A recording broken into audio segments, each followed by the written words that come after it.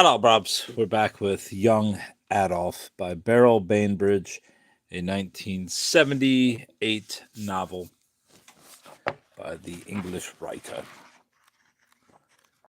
Chapter 19. At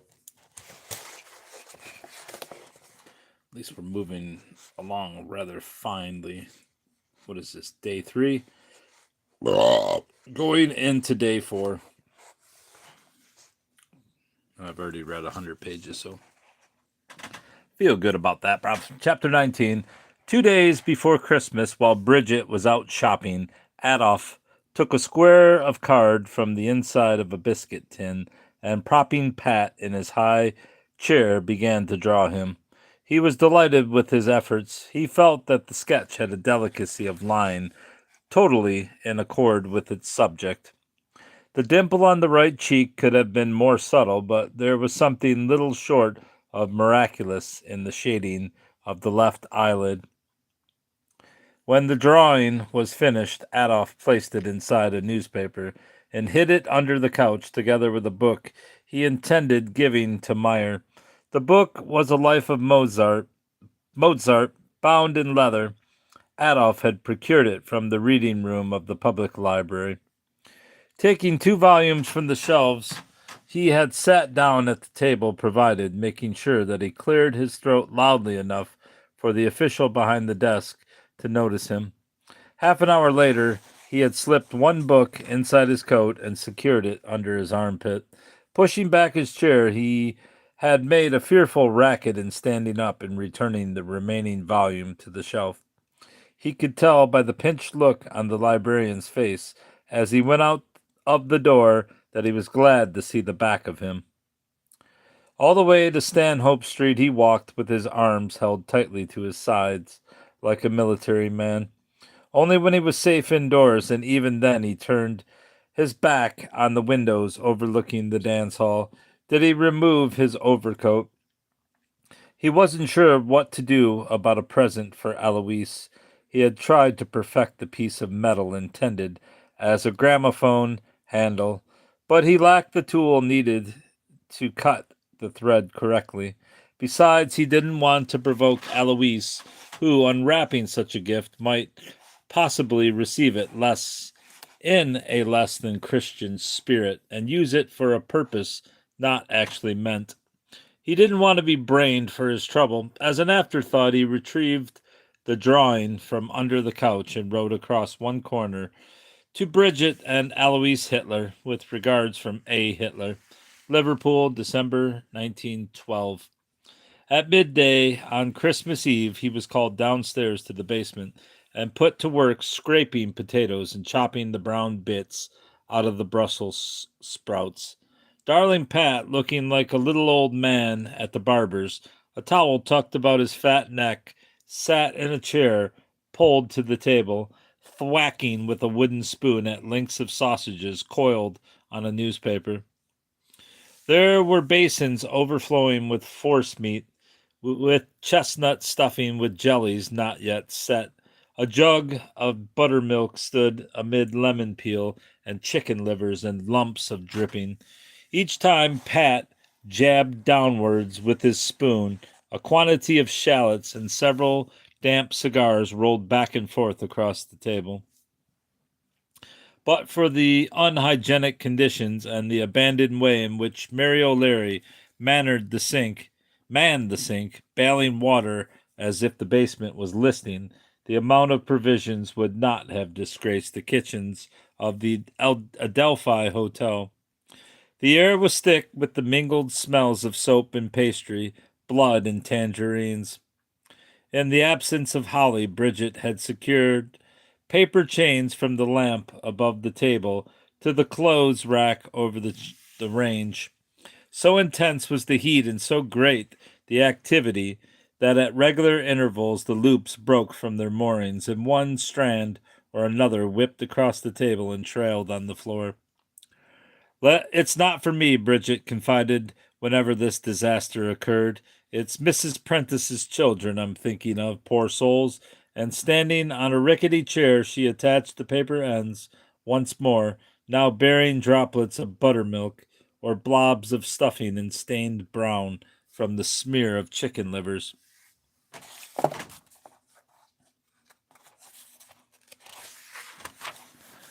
Adolf resented the way the women treated him as incompetent. Hadn't he cooked the meals for his sister Paula when his mother was ill? Numerous times Bridget or Mary O'Leary sent him out on trivial errands to buy a twist of salt, to have the knife sharpened, to see if the publican over the road would lend them empty barrels for the children to sit on. But when the moment came to fetch home the piece of ham roasting in the baker's oven, Mary O'Leary threw a shawl over her bonnet and prepared to go herself. She spoke to Bridget across him as though he wasn't there. He'll only break a leg, she said, or lose the dish, or fall down a manhole. He sulked in a corner and stared gloomily at the Christmas tree, propped in a bucket against the wall. Its branches threaded with tinsel and hung about with chocolate pennies wrapped in silver paper. "Will you stop scowling?" said Bridget firmly. "You'll turn the milk." Mary O'Leary returned with the ham and with Mrs. Prentice, who wore a man's cap and an old flannel shirt over layers of bedraggled skirts. Against all odds, she was apparently cheerful, for upon being introduced to Adolf, she squeezed his arm familiarly and bellowed with laughter. When she saw the food on the table, she pressed her hands to her shapeless breast, as if her heart might fall out with the shock.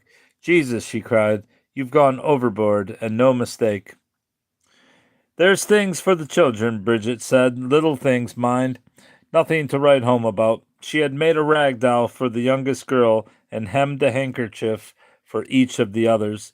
Though God knows, judging by the usual state of the children, they'd never understand what they were for. It had been Meyer's idea to invite Mrs. Prentice. As he was providing most of the food, Bridget wasn't in a position to argue. She fully intended to scrub darling Pat from head to foot with carbolic soap once the party was over. "God will bless you," promised Mrs. Prentice, wiping away a happy tear with the ragged cuff of her sleeve. She wasn't stopping. She was off to see her Elsie in Chatham Street. Elsie was expecting again, and low in spirits. Every time she coughed, she thought her whole caboodle was dropping out. She wouldn't forget to bring the cards. She spoke in such a strange tongue and screwed her face up to such an extent that Adolf wondered if she were sane. When she was leaving, she squeezed his arm again and shouted in a voice like a derisive trumpet, "Tara, lamb chop." By the end of the afternoon, Adolf was worn out. He had tried to restore a little cleanliness and order to the basement. Several times he had brushed the floor clear of debris, only to have Mary O'Leary wantonly fling down potato peelings and leftovers. He fitted a piece of muslin over the jug of buttermilk and gathered up the newspapers in an attempt to wash down the table. Pat howled so much at the removal of the sausages that Bridget made Adolf put them back. "He's doing no harm," she said. "Let him batter them with his odd old spoon." When Adolf protested that they wouldn't be fit to eat, she tossed her head and told him that until such time as he paid for the food, Pat could put them through the mangle for all she cared. Angrily, he stalked out of the kitchen and went upstairs to lie on the couch.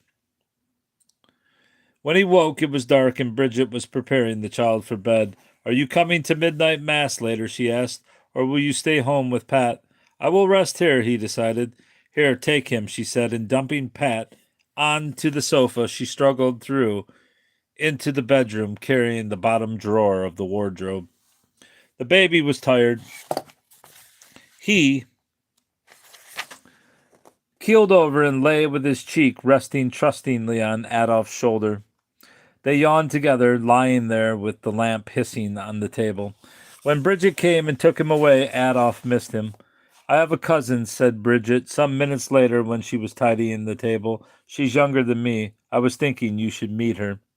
I don't understand, Adolf said, peering over the edge of the plaid blanket.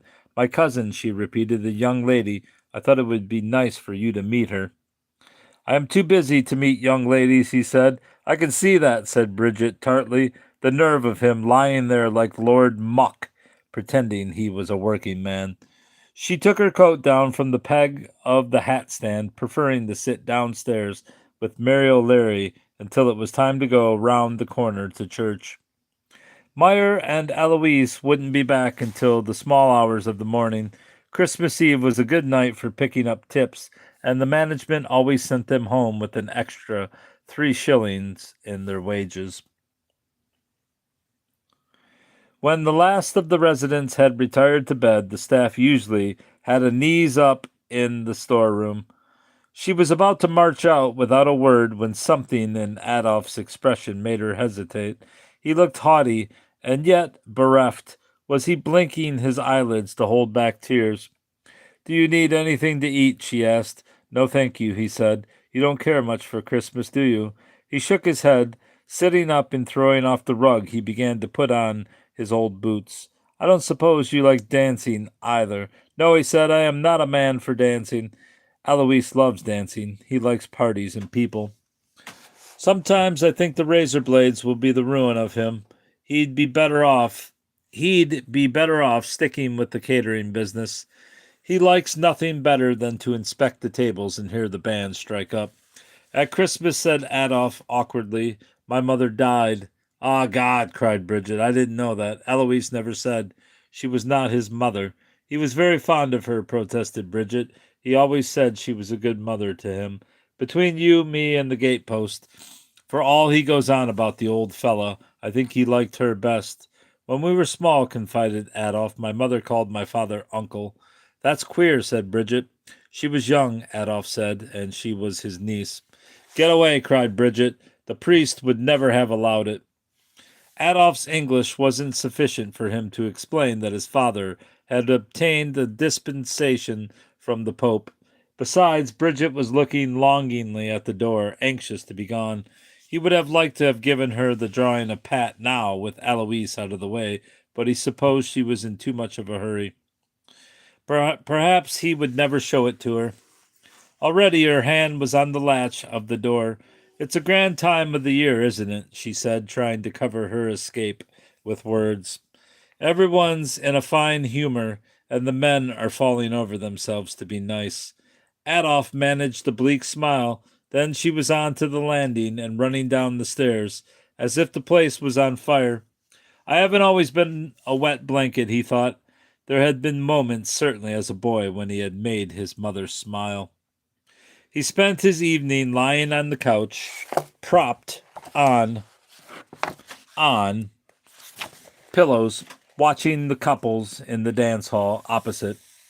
Now and then a rumpus broke out, some word or foot out of place, and a tornado of fingers, arms flailing beneath the drifting streamers, whirled up suddenly from the center of the throng. The dancers, shrieking, scattered to the walls. Shoulder to shoulder, the bouncers charged, grappling with the troublemakers. They partnered them one by one in a spirited polka to the doors. The combatants, booted into the night, continued to lash out at one another until someone called from a doorway that the scuffers were coming. Shortly before midnight, a woman pushing a handcart hurled a 3-legged stool through the glass panel of the saloon door. Chapter 20. On Christmas morning, Bridget gave Adolf a handkerchief made out of the same material as his brown shirt. At one corner she had embroidered his initials in white thread. Hastily he pushed the drawing into her hand. It's him, she cried, impressed by his cleverness. Let's see, Eloise demanded, snatching the card from her.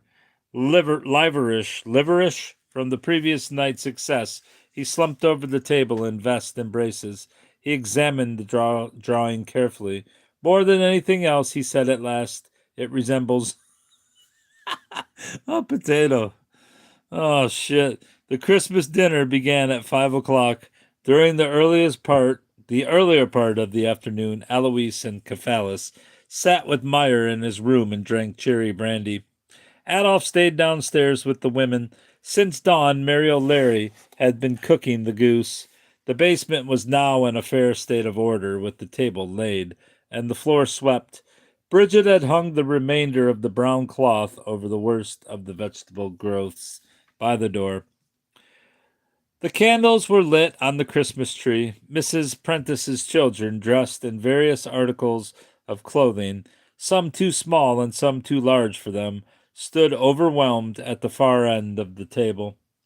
The landlord of the public house, which made contrary by the wrecking of his door, had changed his mind about loaning the barrels. Adolf had retrieved the three-legged stool abandoned in the gutter. "They don't need nothing to park on," said Mrs. Prentice, gaudy in a sateen jacket of shot purple. "The meat will go down safer if they're stand up." When the men were called for the meal, it seemed there were 100 people in the kitchen, barging into chairs and upsetting buckets, littering the table with glasses and bottles. A great deal of kissing and playful slapping was indulged in by Cephalus when greeting the children. They accepted his attentions without flinching, eyes unwaveringly and hopelessly fixed on the spitting goose, bursting with stuffing, being lifted from the smoke-filled oven by Mary O'Leary. The doctor wanted to separate the children and string them like beads among the company, but Meyer said it would spoil their appetites. He settled them cross-legged on the stone floor with their backs to the wall and gave the eldest boy, Gordon, a cup of beer. Everyone agreed the young had an astonishing time of it now, what with health and public education, and generally being treated as persons of some importance. The boy sipping his drink, who was nearly 13, had been employed for 2 years, according to Mrs. Prentice, in the soap works in Blundell Street, and wasn't allowed to work after 7 o'clock at night. When she thought of her own brother at half Gordon's age, ferreting up and down chimneys and having the brine rubbed into his knees so that he wouldn't bleed too much when climbing between the bricks, she thanked God for the decent times they were living in. Mary O'Leary had set an extra place next to her own when Meyer asked her to pass the plate. She said dismally, "No need. It's an empty gesture." Overwhelmed, she bowed her head in its withered bonnet. "There, there," cried Meyer, putting down his knife and going to her. Gently he patted her shoulder. After a moment, Mary O'Leary recovered and wiped her perspiring face with the edge of the tablecloth. When the wine was poured, Adolf held up his glass, determined to be congenial. Seated as he was beside the sickening Cephalus, he felt he would need something to blur his sensibilities. The doctor, garbed like a cockroach in a black frock coat, glazed with age, ate as if he was at the horse trough. Mrs. Prentice sought diagnosis of her Elsie's delicate condition. Pinned between Cephalus's elbows and Mrs. Prentice's purple bosom, Adolf was unable to detach himself altogether from the medical details. He drank as much as he was able in as short a time as possible. When most of the eating was done, Mrs. Prentice's girl, Dolly, was called upon to sing. "No, no," she whined, pressing herself against the mildewed wall. Her mother rose from the table and, staggering slightly, jerked the child to her feet. Dolly was lifted onto the three-legged stool, where she stood with her stubby toes poking out of the worn uppers of her button boots, her cheeks flushing pink from terror and excitement. Not a peep came out of her. "Leave the poor girl alone," cried Bridget as the men struck the table encouragingly with their pudding spoons. But Mrs. Prentice wasn't prepared to let the matter rest. After some whispered words in Dolly's ear and a somewhat vicious pinching of the meager flesh on her arm, the child fixed her eyes on some point above the hanging lamp and, stretching forth a bony finger, saying quaveringly, "The boy I love is up in the gallery." When she had finished, she jumped from the stool to tumultuous applause and collapsed on the floor among her brothers and sisters, like a puppet whose strings had been cut. Even as a babby, boasted Mrs. Prentice, in a gown made out of a sugar bag, our Dolly warbled shriller than a nightingale. Eloise proposed a series of toasts, first to Dolly for her performance, then to Herr Meyer for making such a feast possible, and lastly to absent and seafaring friends. On hearing this last proposal, Mary O'Leary heaved herself upright and drained her glass at one gulp. Meyer remained seated, eyes gazing somberly at the debris of his Christmas pudding. When the women and children began to clear the pots from the table, the men brought out their cigars and, lighting them, blew clouds of smoke at the stained ceiling. Adolf slumped sideways in his chair. He couldn't stop smiling. "You have thrown off your mantle of gloom," observed Meyer. "A drink has brought you out of yourself." "I've been out of myself before now," confided Adolf. "I could astonish you." Laying a hand on Meyer's arm to steady himself, he asked in a confused and rambling fashion if his friend had seen Wagner's opera Rienzi. "Yes," said Meyer, "I have. I saw it with my friend Gustel." "Gustel," said Adolf. "I found the story of the rise and fall of a tribune of Rome particularly apt. In a quarter of the city which was inhabited by mechanics and Jews, if I may quote the historian, the marriage of an innkeeper and a washerwoman produced the future deliverer of Rome," said Meyer helpfully. "Hold your tongue," Adolf said. Suffocated by the smoke of cigars in the foyer, I left the theater after the performance and climbed the steep hill outside the town. Crouching in the wet grass, I waited. He stared thoughtfully at Meyer's neckcloth. "For whom?" asked Meyer. At that moment, Adolf's thoughts, which previously had been sluggish and conflicting, became lucid and capable of being expressed in words. Moreover, he felt a pressing need to communicate. Pushing back his chair, he rose to his feet. "Young Adolf's going to make a speech," cried Eloise, stamping his boots on the stone floor to attract the attention of the doctor, who was engaged in throwing bonbons at the children. "Waiting is a tedious business," said Adolf, addressing the door of the coal cellar. "Long ago I had faced that optical illusion of the looking-glass and seen the ignoble reflection totally at a variance with the image of the true self." "What's he talking about?" demanded Eloise. "Long ago I had dismissed it for the distortion it was, but that night in the grass, shivering with cold and emotion, I made a conscious effort to detach myself from this puny body, these brittle bones, this. Here Adolf pressed his fingers to the bridge of his nose and hesitated. "Lump," suggested Eloise. "Fragile brain," continued Adolf, unaware of the interruption. Straining in every fiber, I crouched there, panting. I heard the dew sliding down each stalk of grass, felt the emotion of the earth.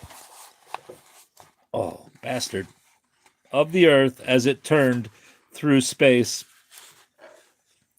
I sought to fuse my spirit with those of the dead tribunes of Rome, with the immortal music of Wagner. I felt at that minute as if the planets changed their courses and the rivers ran with blood. He was extending one arm towards the ceiling now, eyes staring and intent, as though he saw through the plaster and the beams the rooms above, the roof itself, and gazed upon the stars. Eloise, who throughout this tirade had interjected various humorous remarks relating to defecating in the grass and hemorrhoids, fell silent. Bridget, unable to understand one word in 10, trembled as if her life was in danger. "During the grub years of my miserable childhood," thundered Adolf, "and during the miserable caterpillar years of my young manhood, when I was repeatedly denied entrance to the academy, I held fast to the belief that one day I would undergo a metamorphosis of the spirit. On that cold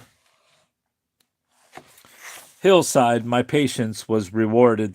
Had I not long since renounced the faith of my boyhood, I would have compared my exalted state to that of Christ's in the Garden of Gethsemane. It is useless to denounce such an experience. Or is that Gethsemane?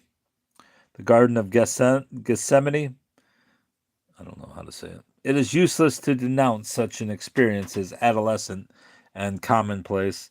That night I struggled free from the dusty membranes of both grub and caterpillar and emerged finally an airborne creature soaring on iridescent wings above the earth.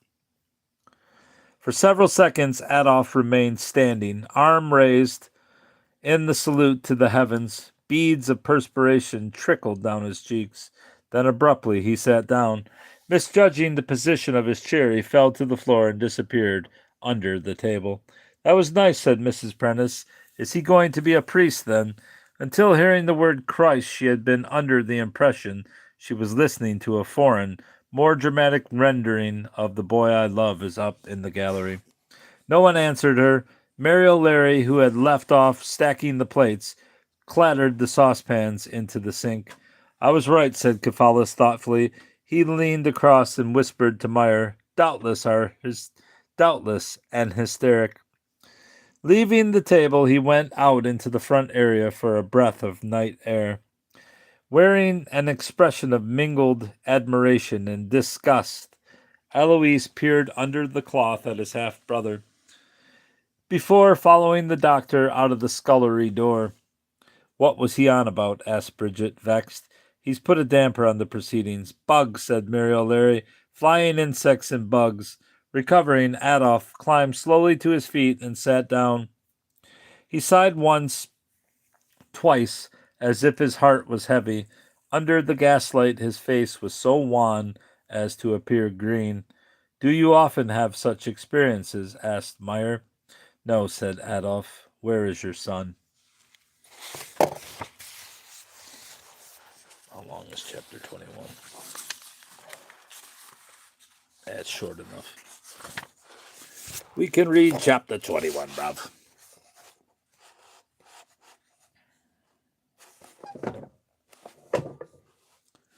Chapter 21. Some time later, after Meyer had helped him into the backyard and encouraged him to vomit down a drain, Adolf apologized for his curiosity. The fault is mine, said Meyer. Don't mention it. Dorman, queried Adolf, leaning weakly against the wall of the house. At the theater? Yes, said Meyer, behind the market. Adolf begged his forgiveness. He hadn't meant to pry again. I should, conceded Meyer, have confided in you earlier, but then it is not something to shout from the rooftops. Quite, said Adolf. You may rely on me. Escorting him to the kitchen, Meyer went upstairs to find Cephalus. They were taking 3 of Mrs. Prentice's children home before going on to visit an acquaintance of the doctor. The youngest child, clutching the rag doll, was asleep across 2 chairs. In a generous moment already regretted, Eloise had said he would stay behind with his wife for an hour or so. She had gone to put darling Pat in his drawer. Eloise sat fretting by the fire, a towel draped over his lap to protect his trousers from Mary O'Leary and Mrs. Prentice, who, in a slapdash way, were still removing pots from the oven and generally continuing to tidy up the kitchen. You made an exhibition of yourself, he said crossly to Adolf. I'm tired of your sly innuendos. It's not seemly to speak of one's father in such a manner. What innuendos? Asked Adolf, astonished. I never mentioned him. Miserable childhood, said Eloise. Herr Meyer was scandalized, I could tell. Not by me, retorted Adolf. It was your stupid reference to sailors that upset him. Eloise looked baffled. His son, said Adolf, the only one to be saved. What are you talking about now? Demanded Eloise. The article in the newspaper at the very bottom of the column, dressed in a petticoat and a shawl. He jumped into the lifeboat. You're mad, said Eloise. You shouldn't drink. At least I didn't remind him of it, shouted Adolf. I didn't propose a toast to absent and seafaring friends. Alois leapt to his feet and, throwing the towel into the hearth, went to the basement door. "You're off, then," said Mary O'Leary with satisfaction. "Tell Frau Hitler," shouted Alois, "that I was driven into the night by my determined brother." He ran up the area steps to the street. Alois was left alone with the women. He felt it impolite of Meyer to have deserted him, particularly after accepting the gift of the library book. To his knowledge, Alois had given Meyer nothing. He said haltingly to Bridget, when she returned, "Did they not think to include me?" "They've gone drinking," said Mary O'Leary. "You haven't the capacity. One more drink, and you'd fall in the Mersey." She was speaking no more than the truth. He was still walking unsteadily. Adolf wasn't unduly upset at remaining behind. Despite its squalor, the warm kitchen, still fragrant with the smells of meat and pudding, reminded him of home. He preferred the company of women, even such doubtful specimens as the hirsute Mary O'Leary. While outwardly she treated him with contempt, he sensed her protectiveness towards him. She didn't want him drowned, and now Mrs. Prentice was laying a pack of cards on the table. He would enjoy a game of cards. At the Mannerheim, one long cold winter, they had played almost every evening. The stakes weren't high: a cup of coffee, yesterday's newspaper, the loan of an extra blanket for 2 nights. Sometimes he'd won. He sat expectantly at the table.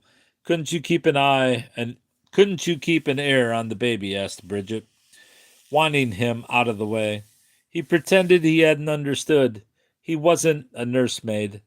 To his disgust, he found that Mrs. Prentice merely intended to indulge in fortune-telling. Yet he stayed where he was, held by the absurd anxiety on Bridget's face as Mrs. Prentice shuffled the pack. She dealt the king of clubs and a hand of hearts and diamonds. Bridget smiled with relief. Adolf could make little sense of anything that was said. The women nudged each other and could hardly speak for laughing. Once Mrs. Prentice dropped a card to the floor, and Mary O'Leary picked it up. When she saw that it was the ace of spades, she screamed piercingly and let it fall on the table as though it had burnt a hole in her palm. She herself refused to have her fortune told, shaking her head violently and flapping her arms in the air at the suggestion. Hadn't she suffered enough? Bridget asked Mrs. Prentice to deal the cards to Adolf. She looked at him inquiringly. He shrugged. There was no harm in it. The red cards predominantly spread before him denoted wealth and happiness. He would also know splendid health. Good, good, he cried, inordinately pleased at this ridiculous prophecy. Often he had stomach cramps. Ever since the death of his mother, he had been frightened of dying in pain. Not only would he have money, but his path through life would be strewn with broken hearts. He himself wouldn't give a dicky bird. Tall Nordic maidens built like trees would fall at his feet. They would die for him, blow their brains out for him.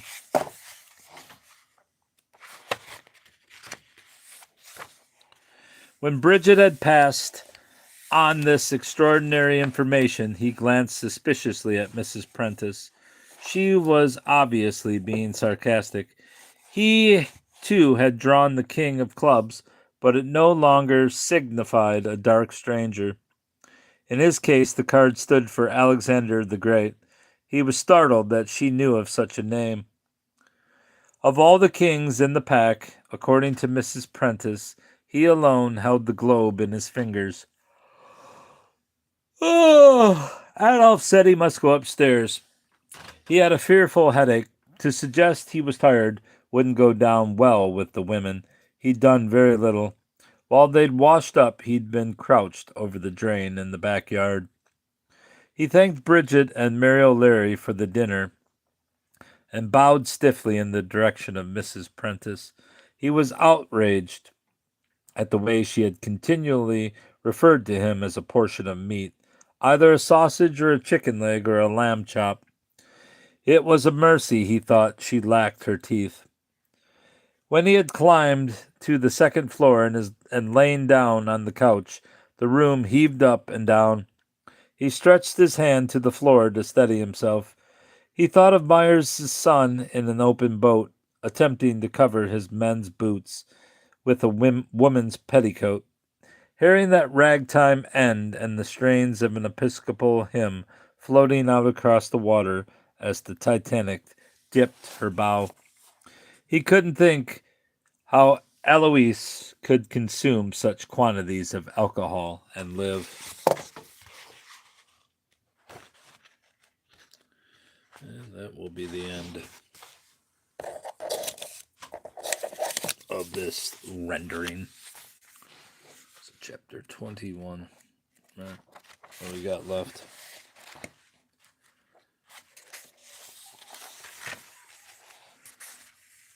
One 15 to 1. We got 50 pages left. 15, 46 pages.